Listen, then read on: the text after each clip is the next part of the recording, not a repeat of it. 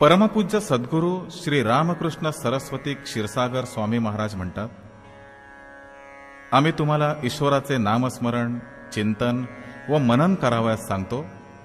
त्यातूनच भक्तांची उन्नती होते व आत्मविश्वास जागृत होतो. त्याचबरोबर ईश्वर चिंतन, मनन हे तुमच्या मर्यादेपर्यंतच करावयाचे आहे. कधीही अतिरेक करू नये. हे सर्व करताना आपल्या मनाला आनंद मिळाला पाहिजे. सहन होईल तितकेच करावे.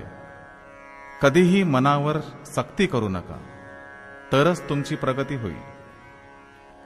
जप हा फक्त घरी बसूनच करावा लागतो.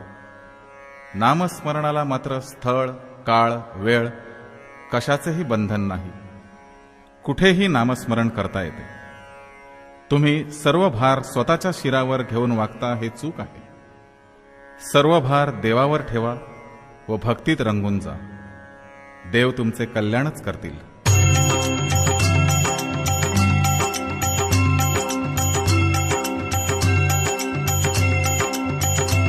श्री रामकृष्ण गुरु माझे आई, मजला ठाव द्यावा पायी. श्री रामकृष्ण गुरु माझे आई, मजला ठाव द्यावा पायी. श्री रामकृष्ण गुरु माझे आई, मजला ठाव द्यावा पायी. श्री रामकृष्ण गुरु माझे आई, मजला ठाव द्यावा पायी. श्री रामकृष्ण गुरु माझे आई, मजला ठाव द्यावा पायी. श्री रामकृष्ण गुरु माझे आई, मजला ठाव द्यावा पायी. श्री रामकृष्ण गुरु माझे आई, मजला ठाव द्यावा पायी. श्री रामकृष्ण गुरु माझे आई, मजला ठाव द्यावा पायी. श्री रामकृष्ण गुरु माझे आई, मजला ठाव द्यावा पायी. श्री रामकृष्ण गुरु